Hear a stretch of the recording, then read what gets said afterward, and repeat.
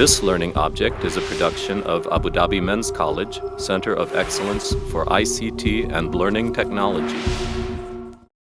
In this second presentation, you're going to be looking at signposting language. That is language that you use to connect your presentations and your slides so that your audience can follow you and understand what you're doing.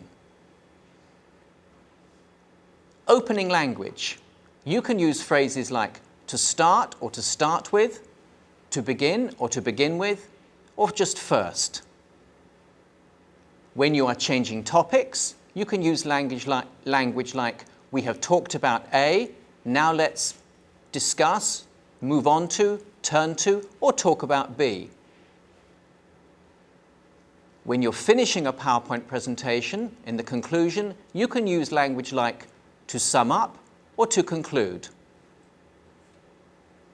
Keep your audience clear and focused by using the signposting language, and they will not get lost. Before we look at Joe's second presentation on signposting language, have a look at the second handout. Here you have some of the language that Joe can use. Again, tick the language that you hear Joe use. Good afternoon, ladies and gentlemen. My name is Josephine Kennedy, and today I would like to talk with you about going to the United States. It's a very big country and an interesting country to visit. To begin with, I'll give you some general information. After that, I'll recommend one amazing place that I think you should visit. And finally, I'll give you time for questions. First of all, let's look at the location of the States, which I think many people already know. It's to the south of Canada and north of Mexico. And as you can see, it's a big country, so the weather in the country varies immensely. Let's move on to look at that.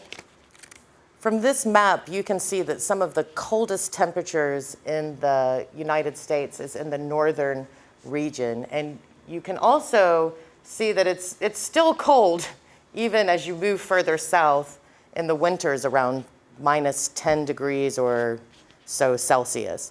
Great areas for snowboarding and skiing.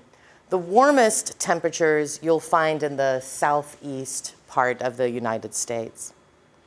So we've looked at both the location of the United States and the basic weather patterns. So now let's move on to talk about a great place to visit.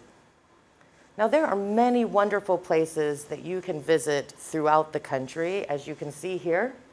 But can you guess which place I want to most recommend? Any guesses? David, do you have a guess? New York City.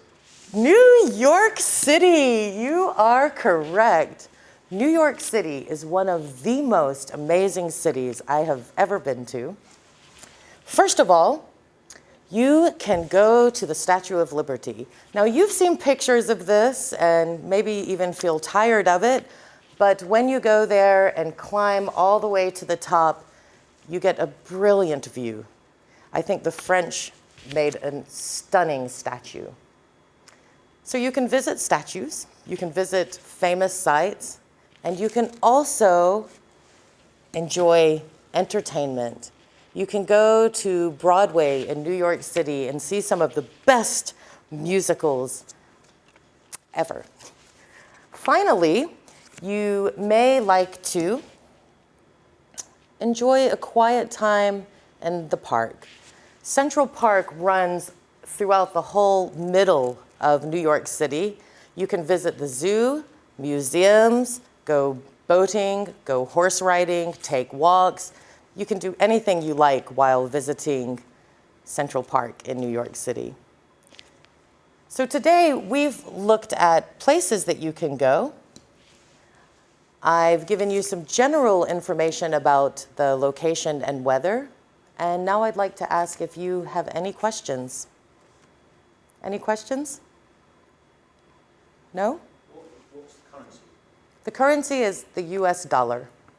That's used everywhere. It's used everywhere. You can even use it in Canada. Although the Canadians don't like it. Yeah. Any other questions? Is it expensive to travel?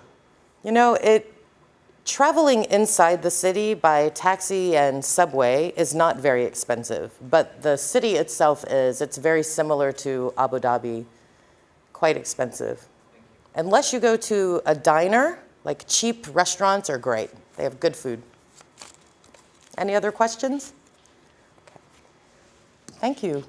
We have looked at general information about the US, and I have recommended a city that I highly recommend you visit, New York. I think you would have a wonderful time there. Thank you very much for listening today. Now that you've seen Joe's presentation, I'm just going to highlight the language that Joe used so you can see where it is used correctly. At the beginning, she used to begin with, to introduce her presentation. She also used first of all as she started to show the slides. When she was changing topic, she used let's move on to. And at the end, she used finally, which would be the same as to conclude or to sum up. These are clear, signposting pieces of language that give good structure to your PowerPoint presentation.